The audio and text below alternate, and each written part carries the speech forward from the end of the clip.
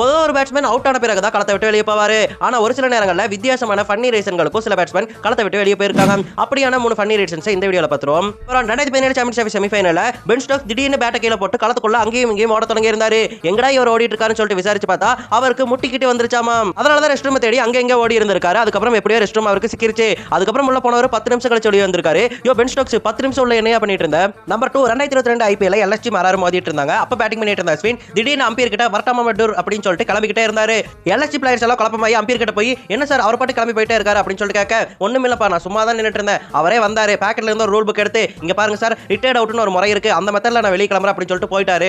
நான் ஒண்ணும் பண்ண முடியாது தம்பி அவர்கிட்ட நான் ரூல்ஸ் எல்லாம் பேச முடியாது அப்படின்னு சொல்லிட்டு அம்பையரே கை தூக்கிட்டாரு. அதாவது ஐபிஎல்ல முதல் முறையா ரிட்டையர்ட் அவுட் முறையில களத்தை விட்டு வெளியே போன ஒரே பேட்ஸ்மேனா அன்னைக்கு அஸ்வின் மாறி இருந்தாரு.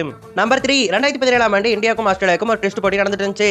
இதுல ஆஸ்திரேலியா பேட்ஸ்மேனா இருந்த மேட் ரென்சோ திடீர்னு களத்துக்குள்ள இருந்து காணாம போயிட்டாரு. எங்கடா போனாரு அப்படின்னு சொல்லிட்டு எல்லாருமே தேடி பார்க்க அப்புறம் தான் தெரிஞ்சு முதல்ல பென் ஸ்டோக்ஸ்க்கு நம்பர் 1 வந்துச்சா இவருக்கு இங்க நம்பர் 2 வந்ததால இவர் ரெஸ்ட் ரூம் போயிருக்காருன்னு சொல்லிட்டு அதுக்கப்புறம் 15 நிமிஷம் கழிச்சு வெளியே வந்தாரு. வெளியே வந்ததுக்கு அப்புறம் தான் சொன்னாரு இவருக்கு 2 நாளா வயிறு கோளாறு பிரச்சனை இருந்துச்சாமா அதனால தான் அடக்க முடியாம வந்துருச்சு நானும் ஆயா போயிட்டேன் அப்படின்னு சொல்லிட்டு சொல்லியிருக்காரு.